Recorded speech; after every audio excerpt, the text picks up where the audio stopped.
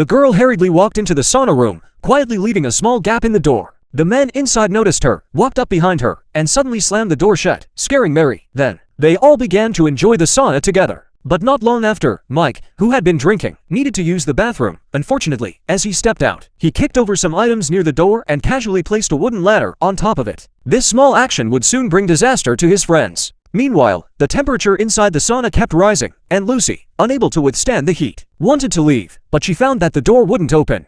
Seeing this, Charlie quickly tried to open the door, but was also unsuccessful. At that moment, Mary, who suffered from claustrophobia, panicked. She shouted that this wasn't fun and demanded the door be opened. Charlie tried to calm her down, then charged at the door. However, after several attempts, the door remained unyielding. Lucy, now desperate, shouted at Mike outside to come and open the door. But due to the sauna's design, which was meant to retain heat, no sound could be heard from the inside. The temperature continued to rise, and if they didn't find a way out soon, they could all suffer from heat stroke or even die. Then they noticed the temperature controller on the wall. However, after some investigation, they realized it was just a controller, not a switch. If they forced it out, the temperature would rise even further. Lucy, furious, grabbed a wooden spoon and began smashing the glass on the door. But with her strength, she couldn't break it. Charlie, thinking quickly, used the spoon to pry open the metal wire on the stove, wrapped a towel around his hand, and pulled out a stone. Then, he cooled the stone with water and used it to smash the glass, despite putting all his strength into it. The glass remained intact. Finally, after much effort, he broke the glass. Lucy quickly pushed him aside to breathe the fresh air. But what awaited them was an even harsher consequence. The sauna was designed to maintain a constant temperature. Once cold air entered, the heater would continuously warm the room to the preset temperature. Although they now had fresh air, the steadily rising heat would eventually cook them alive.